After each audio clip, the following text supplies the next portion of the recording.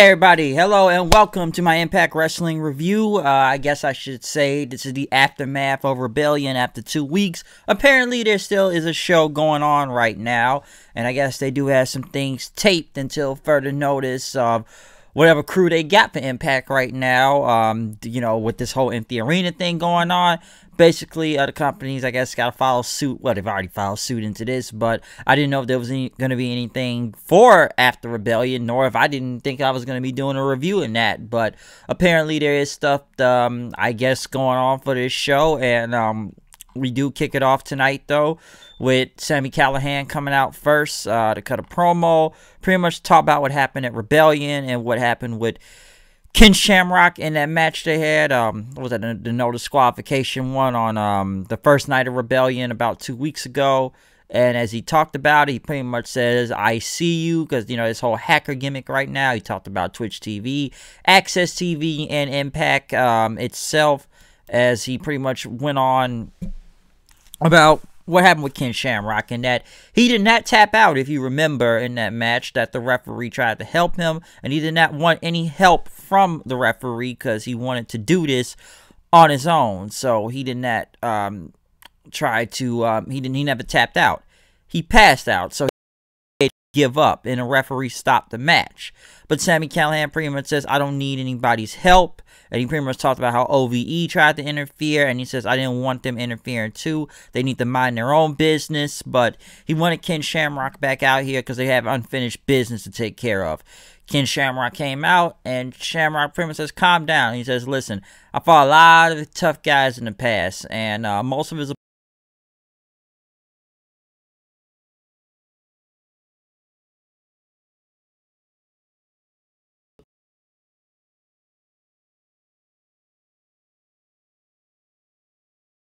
and pretty much says, you are tough, okay? You did not tap out, but if you want to finish business, we can do this outside, or we could shake hands and put this behind them and go after the World Championship.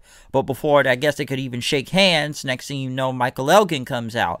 Michael Elgin pretty much says Big Mike is the only one that deserves the title, that fans have been reacted pretty much on social media that he should be the world champion, that, I don't need weapons or gimmicks or, all these tools or hacking that Sami does in all his garbage matches. Sami pretty much says, oh, Michael Elgin, once again, pretty much talking again. This is the same reaction he would get as usual. But Elgin pretty much says, I am the rightful #1 contender, which is true. And Shamrock pretty much cut him off until Elgin is all talk. Elgin pretty much says, listen, I've beaten Eddie Edwards in the best of 5 series. I've beaten Tessa Blanchard before. I was supposed to beat both of them and become the world champion at Rebellion. But, listen, if anybody wants to shot the title, the line starts behind me if you're going to get to that belt, okay?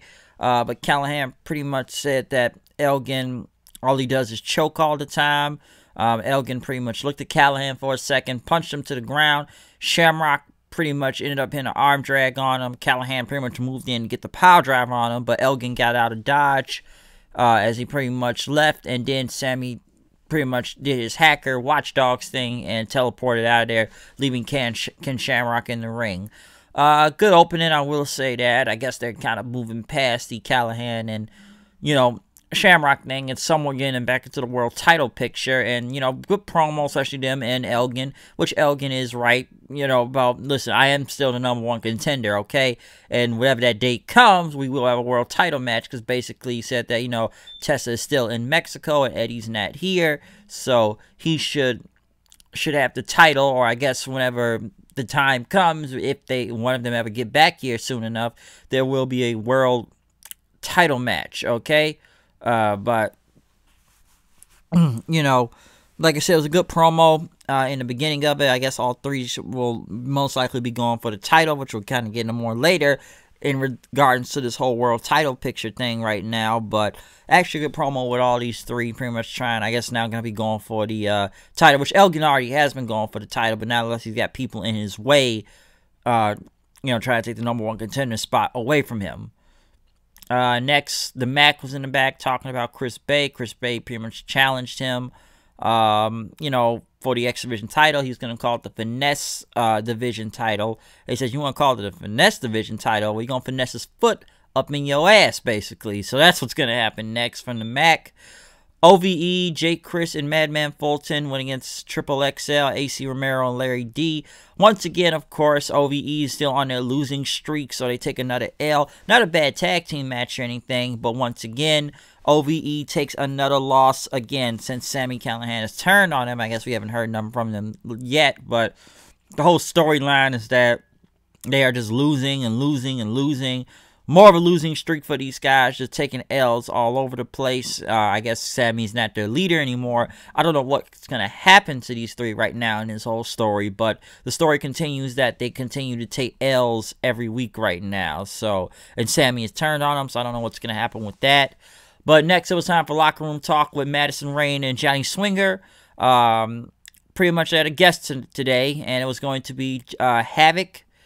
Rayne pretty much has Havoc. What does it feel after you lost to Rosemary last week in that Full Metal Mayhem match? Havoc pretty much got pissed off, and it was about to attack Madison Rayne. Madison Rayne pretty much says, listen, you know, I got someone here for you. He says, I know who she is. Someone that was during your match last week. This Nevaeh, like I said, I don't know who a lot of Nevaeh is, but Havoc pretty much says, I know who she is, but, you know, I don't know why she was there last week. Okay? But Madison Rayne pretty much says, I got another surprise for you. Someone from your past to reveal. Next thing you know, it was Kimber Lee. I've not heard of Kimber Lee before. I believe she was in the only thing I know about Kimber Lee, she was in that Mae Young Classic in NXT. Abby Leif before they, I know they released her, but I have seen Kimber Lee before. I know somewhat about her, but she says she's new around here. I guess she signed with them. I'm not sure, but she says she's new around here. But, you know, Havoc knows exactly, you know, Kimber Lee is. Kimber Lee pretty much says, you know, this is the first time I've been over around here, and, you know, it's now to take the crown jewel to rise to the top, okay? Johnny Swinger pretty much tried to get the Rizats and everything, but they pushed him out the way. Havoc pretty much says, I know exactly who you are, but you know exactly who I am too, okay? So you better not get in my way, but I guess it's going to be a match next week between Kimber Lee and Havoc, so we'll see where that goes. Pretty much that ended the entire segment from there. Pretty good, I will say that. I'm surprised Kimber Lee is in the company. I didn't know what happened to her after NXT. I know she kind of, obviously been on the indies and everything, but I was surprised to see her show up in this. I know they already debuted one new girl last week, so we got another new one this week, okay? So I guess I should say we got the debut of Kimber Lee, though, tonight. But next, they played Cody Deaner segment, Quarantine, with a K in it. Pretty much how is Cody Deaner doing during this whole time, about how he has to stay, you know, away from the compound and stay in his trailer from his neighbors, wash his hands through, you know, I guess a hose, or social distancing, talking to his action figures, or trying to sell merch on the road somewhere in the middle of nowhere. So I guess they got to play into this whole, you know, COVID thing, you know, the coronavirus and whatnot. How the wrestlers, I've seen a lot of things they've been kind of, well, a lot of wrestlers have been doing a lot of stuff during this whole quarantine right now, but you know, I guess they found a little spin on it too, and I've seen other wrestling shows do this also, about trying to quarantine, stay away, and, you know, we gotta do this, gotta do that, social distancing, wash your hands, wear a mask, etc., etc. Pretty funny. Next, Johnny Swinger went against Suicide. Why do they keep bringing this guy back? Suicide isn't, I thought he was just gonna be there for the whole TNA show thing, but for some reason they keep bringing this guy back. I don't know who's Suicide right now. Anyways, probably TJ Perkins' fault, I know, but why they keep bringing this guy back, I have no idea. Listen, man, that video game was a long time ago, so I don't know what they try to get from this. He ended up being Johnny Swinger. It wasn't a bad match or anything, but like I said, why is it still going? Ace Austin cut a promo in the back talking about Chris Bay. Pretty much, you know, you want to skip the head of the line, try to go for the X Division title. Listen, you just got here, okay? I've beaten guys like Petey Williams, Eddie Edwards, and Tommy Dreamer, and, you know, Tessa Blanchard. And that took me, you know, what, 8 months to get that X Division title. And now you want to think you can come take my shot? How about a triple threat tonight? Because he says he's going to become champion again and pin the new guy, Chris Bay there. Next, we had a interview, though, with Moose and Josh Matthews, as Moose had the TNA world title for some reason, still, who claimed himself as the real TNA champion. And Moose pretty much says, he didn't agree with Elgin calling himself the champion because, two opponents couldn't make it to the show. But you look at the real champion right here, he says. And listen, I've beaten former TNA champions like Ken Shamrock, Rhino, and RVD. And Moose said beating these guys makes me the real champion. Since, the Impact champion is on vacation in Mexico right now and can't make it, I'm the real champion. But Josh Matthews pretty much says, listen, man, this belt was locked up in the TNA warehouse, so it was only going to be for the Access special. How did you even get this belt? Where did you get it? Moose said it doesn't matter how I got it. It just matters that you're standing in front of the real TNA champion. So I guess they're making Moose very delusional to why he has his belt. Honestly, I would take him as the world champion right now over Tessa. At least he's here. I can call him a world champion. It's better than Tessa right now because she's not even here. But, basically now it's going to be a tournament to see who will become the #1 contender for the Impact World Championship. So it's going to be a tournament for the next few weeks. But Moose said, you know what, I'm taking myself. I'm not going to be in it. He's supposed to face Trey Miguel, I guess. But he will not be in the tournament. And because he said the Impact title is a second-class title that, he's got the TNA title and everything. And Josh pretty much didn't want to ask any other questions, I guess. But Moose said, listen, man, I've beaten all these legends and everything.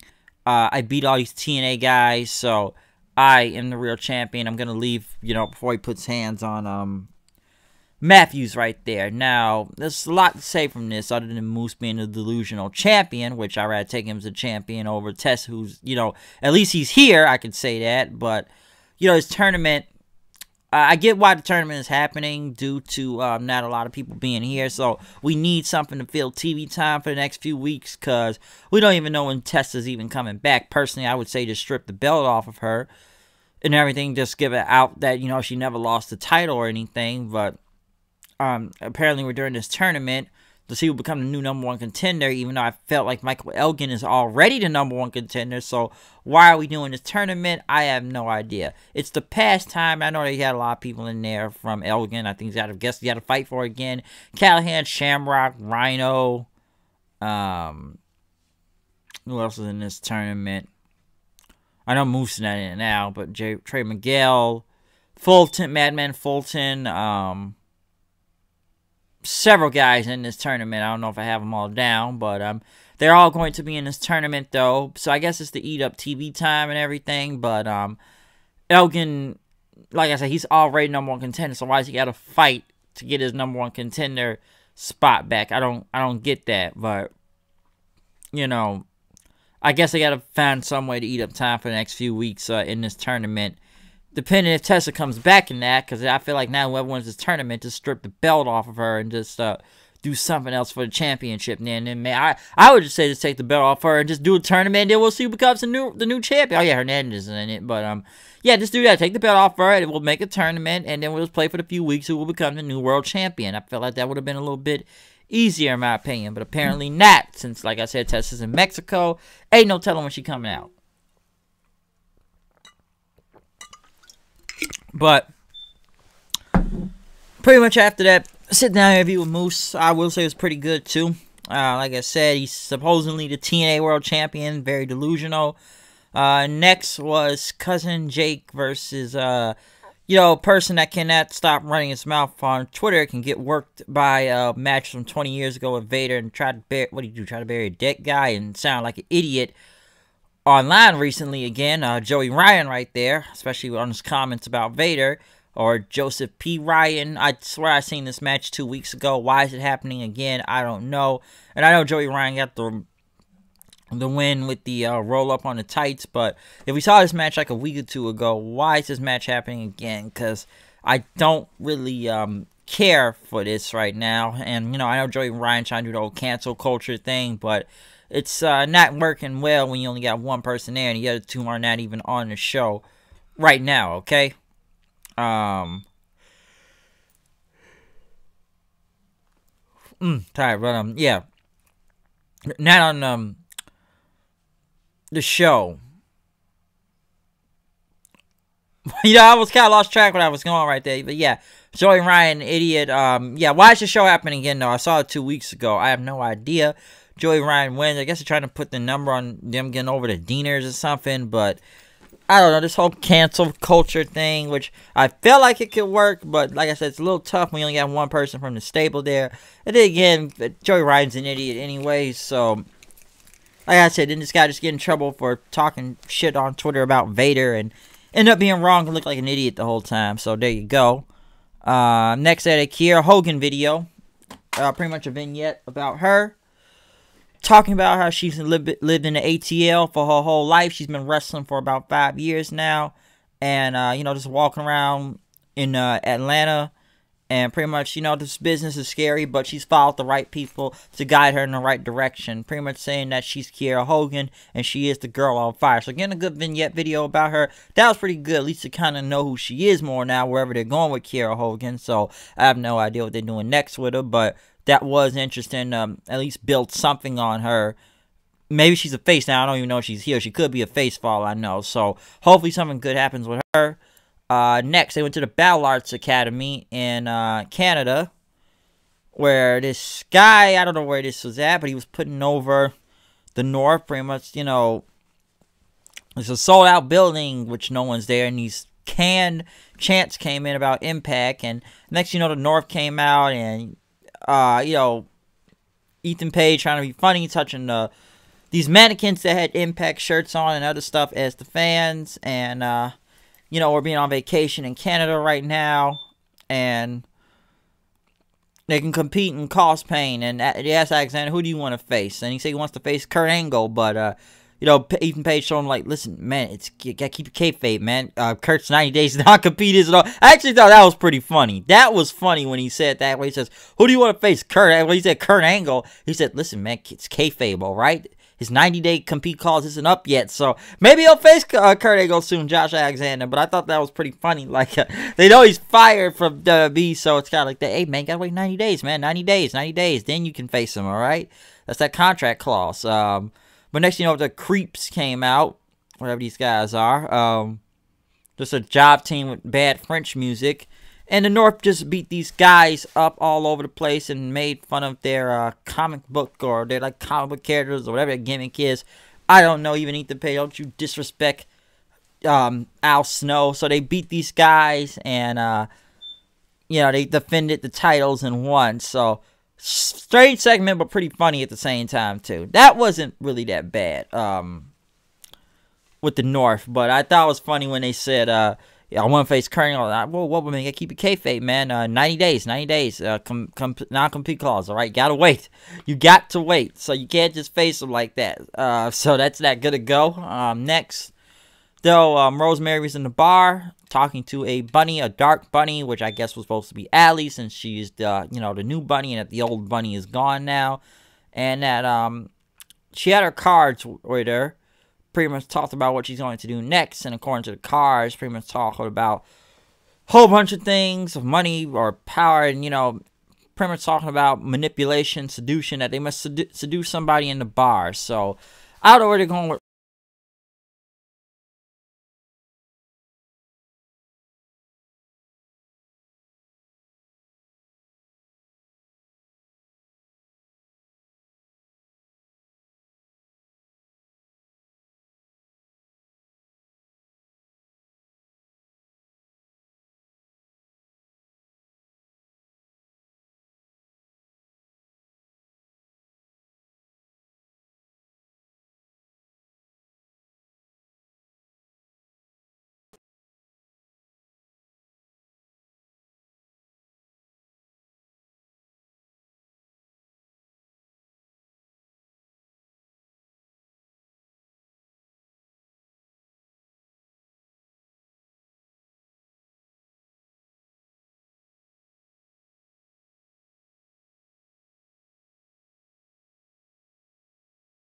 This time. He's tired of taking up all the scraps. He wants a seat at the table now. And he says he's going to be the world champion. Some people may write me off, but everybody's going to recognize why his mom calls him a son. Because he shines just like just bright like it, and I thought that was pretty good.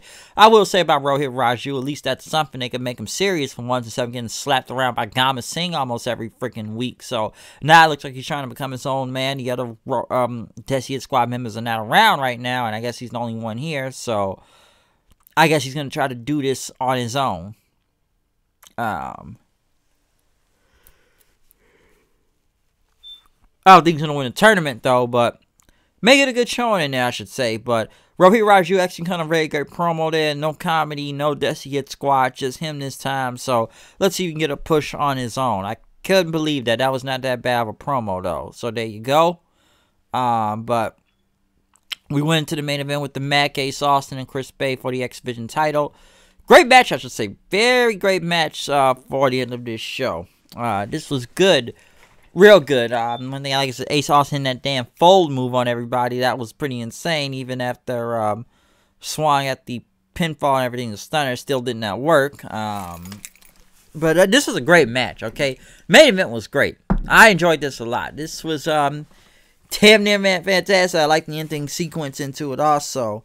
Especially Ace Austin just doing like that head scissors from the top rope and hitting the fold on the Mack. Still did not work. Chris Bay got involved in, taking some shots at him, but that still couldn't have worked in.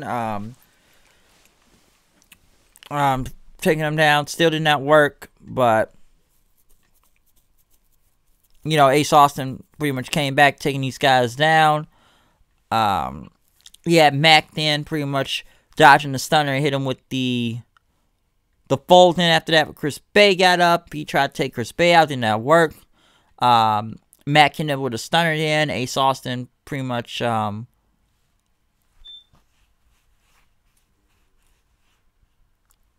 excuse me, but I had him on the ground, and after that, but yeah, the Mack still retained the title after hitting the 6-star frog splash on Ace Austin, basically protecting Chris Bay for a later date. But this was not a bad match, though. A very great match, I should say, for the X Division title. That was great, real great. Not gonna go through every move right here. I say check it out, but a lot of high flies. Maybe I should not say high flying, but a lot of stuff going on in this match was pretty good for this this match. And I want to say a ladder match, but this match though. Scratch my head there, but yeah. The Mack still retains his title, beating Ace Austin and Chris Bay. Hit the frog splash on Ace Austin for the win, still holding the title. So, not a bad main event, though. It was actually really good. I enjoyed most of all of it. It was good, real good. So, we'll see what comes from that later on today then. But I did enjoy that main event, so that was actually pretty great. But, like I said, it's only so many people that can work with right now, the virus and everything, so yeah. But not a bad episode of Impact, though. I will say that. It was a little bit different from the pay-per-view style last week, but not that bad. But other than that, though, comment, subscribe. Tell me what you think about the show. Follow me on Twitter at HoodedKnight890. Check out any other video that is online right now. Peace, whatever, blah, blah, blah. I think I said follow me on Twitter already, but, yeah, at HoodedKnight890 and other things, too, to follow back. But, yeah. Other than that, that's my review of Monday Night Raw tonight. I'm out. No, why did I say fucking Monday Night Raw? They got Mario losing my mind right here already. That's my review of Impact Wrestling tonight, okay? Like I said, X Division, Triple Threat, Mack still retains. That's my review of Impact. I'm out here. I'll see you guys later. Peace out, alright? See you then.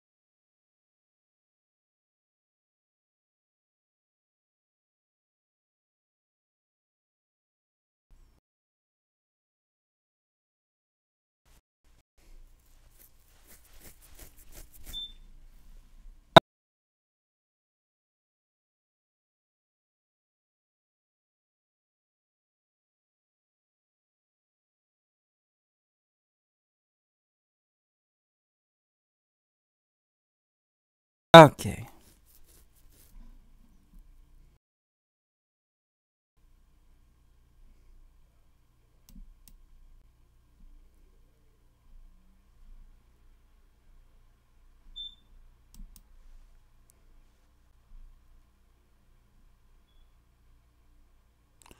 Okay.